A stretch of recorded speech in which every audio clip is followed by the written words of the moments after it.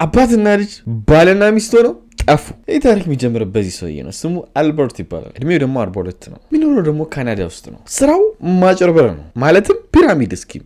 ከታች የሆነ ኢንቨስትመንት ብር እያለ ይቀበላል። ከአንደኛው ከተቀበለ በኋላ ደግሞ ለአንደኛው ይሰጣል። አንደኛውን ደግሞ የሆነ ብር ተቀብሎ ተተርፏላችሁ ብሎ በቃ ገብቷቸዋል ሌላቸው የፈለጉ ከአንዱ እየተቀበለ አንዱ ማድረግ። ሰዎች ደግሞ በቀላሉ ያምኑታል። ምክንያቱም የሚገራርም ውድ የሆኑ መኪኖች አሉት። በዛ ላይ ለቫኬሽን ብሎ ውድ ሀገራቶች ይሄዳል እና በቀላሉ ነው የሚያምታታው። የሆነ ሰዓት ግን በ1987 ትልቅ ኪሳራ ይፈጠራል። እንደ ሀገር ነው እሱ። ስቶክ ማርኬቱ ድብልቅልቁ ይወጣል። ስቶክ ማርኬት ማለት ዋና የካፒታል ገበያ ማለት ነው። በዚህ ምክንያት አልበርት ብር የተቀበላቸው ሰዎች አብዛኞቹ ከስረዋል። እናም አልበርት ጋር ብር አላቸው። አልበርትን ብራችንን አምጣ ማለት ይጀምራሉ። አልበርት ግን በዚህ ሰዓት ግራ ገባው። ምክንያቱም ከአንዱ እያደረገ ነበር የሚከፍለው። ሁሉም አንዴ መጡበት። ኬታ መጥቶ ይክፈል። አብዛኛውን ብር የሚያደርገው ለራሱና አጭበርብረክ እንዳይባል ትንሽ ብር ነው የሚመልሰው። አሁን የሚመልሰው ብር የለውም። ችግር ውስጥ እየገባ እንደሆነ ታወቀው። በዚህ ግርግር መሀል ደግሞ ሚስቱ እንደውም መፋታት ፈልጋለሁ ትላለች ከሱ ጋር። ሊያብድ ይደርሳል በዚህ አልበርት። ምክንያቱም ስራው እዚህ ጋር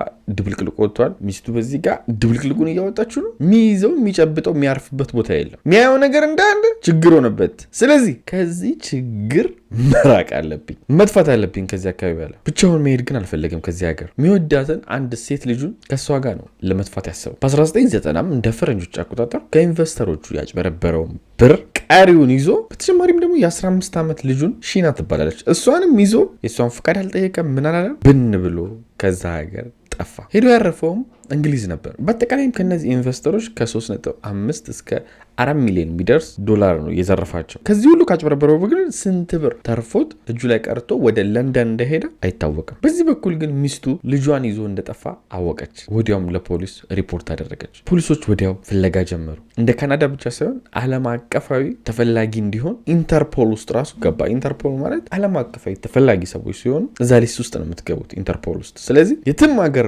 ከሆናችሁ ትያዛላችሁ። በዚህ በኩል አልበርት እና ልጁ እንግሊዝ ለንደን ውስጥ ትንሽ እንቅስቃሴ ካደረጉ በኋላ ብዙ ደስ አላላቸውም። ለንደን በጣም አክቲቭ የሆነች ከተማ ነች። ለመደበቅ አትመችም። ወደ ፍራንስ ሄዱ፣ ትንሽ እዛ ተቀመጡ። ከዛ ደግሞ ትንሽ ቆይቶ ወደ እንግሊዝ ተመለሰ። ትንሽ ከተማ ላይ ለመኖር ቤትም አገኙ። እዚህ ቤት ውስጥ መኖር ጀመሩ። ከማህበረሰቡ ጋር ለመመሳሰል ጥረት ማድረግ ጀመሩ። አባትና ልጅ ማለት ነው። ሰዎችም መጥተው ደግሞ ምንክ ናት ሲሉት ልጄ ናት አይደለም ሚስቴ ነች ነው የሚለው። ይህን ያደረገበት ምክንያት ደግሞ ልጄ ነች ካለ የምር የሱ ልጅ መሆኗን አለመሆኗን ማረጋገጫ ያስፈልገዋል። ለማረጋገጥ ደግሞ የሱን ስም ይጣራል፣ የሷ ስም ይጣራል፣ ብዙ ነገራቸው ቼክ ይደረጋል። ባልና ሚስት ከሆኑ ግን ብዙ የሚናክል አይኬድም ለማጣራት ማለት ነው። ምክንያቱም የሆነ ሰው ከሆነ ሴት ጋር ሲታይ አግቷት ሊሆን ይችላል፣ ያለ ፍቃዷ ሊሆን ይችላል ሚል ብዙ ነገር አለ። ባልና ሚስት ሲሆን ግን ይሄ ነገር በጣም ይቀንሳል። እሷም ደግሞ ሳታስነቃ ሰዎች ጠይቋት ባሌ ነው እያለች ሰውን እየሸወዱ መኖር ጀመሩ። ከትንሽ ቆይታ በኋላ ግን አልበርት ምንም እንኳን ሰዎች እነሱን ባይጠረጥሯቸውም እነሱ ላይ ትኩረት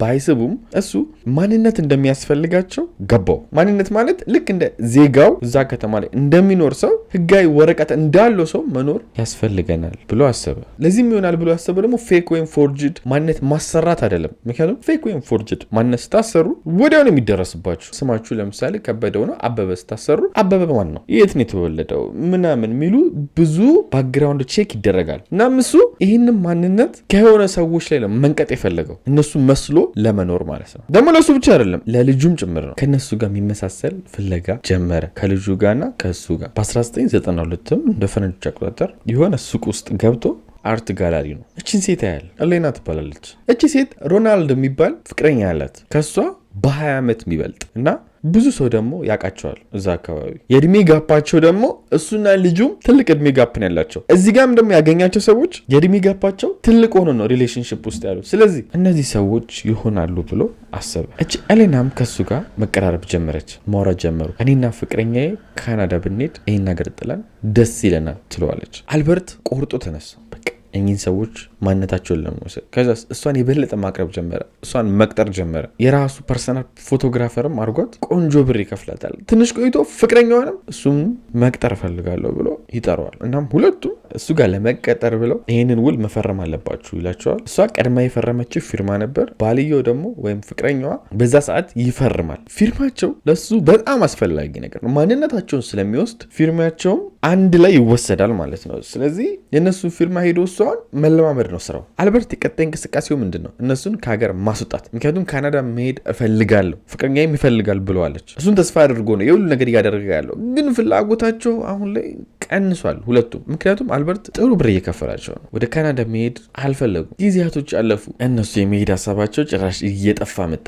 አልበርትስ ጨነቀው። ከዛ ለምን እንደውም እንደሚያስብ ሰው ሆኜ ስጦታ አልሰጣቸውም ይልና የሆነ ሰዓት የክሪስማስ ጊፍት በሚሰጥበት ሰዓት ህልማችሁ እንደሆነ አውቃለሁ የፕሌን ትኬት ቆርጬላቸዋለሁ ብሎ ለሮናልድ እና ለኤሌን የፕሌን ትኬት ይሰጣቸዋል። እነሱም እሺ ብለው እቃቸውን ይዘው ወደ ካናዳ ተነስተው ይሄዳሉ። በመጨረሻ አልበርት የሚፈልገውን ነገር አገኘ። የሁለቱንም ማንነት ሰረቀ። ስሙን ራሱን ከአልበርት ወደ ሮናልድ ቀየረ። ልጅ ደግሞ ኤሌኒ ተብላ መጠራት ጀመረች። በዚህ ሁኔታ 6 ወር ቆዩ። እንደሚፈልጉትም ዘና ብለው መኖር ጀምረዋል። የማንነት ጥያቄ አያሳስባቸውም። የጠረጠራቸውም ሰው የለም። ግን ድንገት ኤሌኒ ወደ ሀገሯ ትመለሳለች፣ ከካናዳ ማለት ነው። ምክንያቱም ካናዳ እንዳሰበችው አልሆነላትም።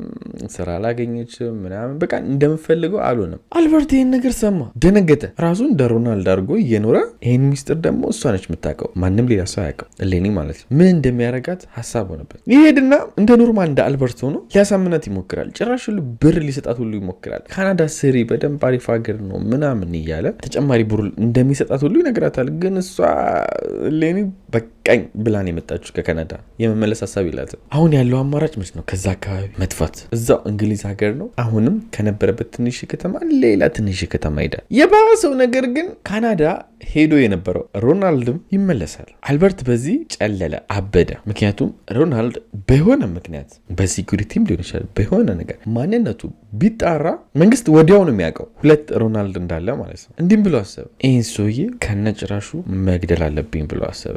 አልበርት እንገናኝ ብሎም ይደውልለታል ለትክክለኛው ሮናልድ። ሮናልድም ያው በፊት አለቃው ስለነበረ ችግር የለውም ይለዋል። የት እንገናኝ ሲለው የሆነ ጀልባ አለ፣ እዛ እኔ እናንተ የምናወራው ለብቻችን መሆን ያለብን ቦታ ነው፣ አብረን ሄዳለሁ። ተስማማ። ሮናልድ ሄደ። ብቻቸውን ከሆኑ በኋላ ግን ጀልባው ላይ እያወሩ በመሃል አልበርት መጣው ብሎ ሄድልና ሮናልድ ከኋላው በራሱ በጀልባው መልእክ ወይም ደግሞ አንከር ነው የሚባለው በሱ ጭንቅላቱን መታው። ሮናልድም ወዲያው ዝርር አለ። ድጋሚ በዚህ መልእክ አልበርት ሮናልድን ደገመው። መልእክ ያው አማርኛው ብዙም ሰምታችሁ ሊሆን ይችላል።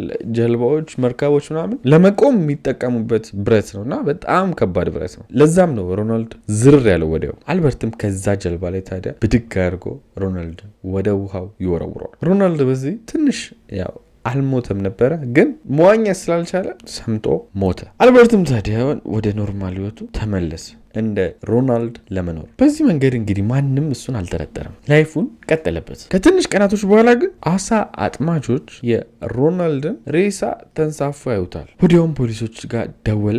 ፖሊሶች መጥተው መመርመር ጀመሩ። ማን ነው ምንድን ነው የሚለውን። እጁ ላይም ሰዓት አገኙ፣ ኦሪጂናል ሮሌክስ ሰዓት። ስለ ኦሪጂናል ሮሌክስ የምታውቁ ከሆነ ደግሞ የምትገዙት ከስቶሩ ከዛው ከሆነ ውድ ስለሆኑ በስማችሁ ይመዘገባሉ እኚህ ሮሌክስ ሰዓቶች። እናም እዚህ ሮሌክስ ላይ ያለውን ቁጥር ማን የገዛው የሚለውን ሮሌክስ ካምፓኒ ጋር ሄደው ጠየቁ። ምክንያቱም ሮሌክስ የራሱ የሆነ ቁጥር አለው። ሰዓት ስገዙ ማንነታችሁ የሚመዘግብበት ቁጥር ማለት ነው። ወዲያው ነበረ ታዲያ ይህንን ሰዓት የገዛው ሮናልድ ነው ብለው ሮሌክስ ካምፓኒ መረጃ የሰጠው። ለዚህ ሮናልድ ማን ነው የሚለውን ደግሞ ፖሊሶች ማጣራት ሲጀምሩ መረጃው የሚያሳየው የአልበርትን ፎቶ ነው፣ የአልበርትን ዳታ ነው። ስለዚህ ይህ ሰውዬ በሮናልድ ማንነት እየኖረ ነው ብለው ፖሊሶች ሄደው ቀጨም አደረጉት። የአልበርትም ትክክለኛ ፎቶ ይህን ይመስላል። ወዲያው ፍርድ ቤት አቆሙት፣ እድሜ ልክ እስራት ፈረዱበት። የዛሬ እውነተኛ ታሪካችን ይህን ይመስላል። ላይክ ማድረጋችሁን በጭራሽ እንዳረሱ። ወዳችኋለሁ። ባይ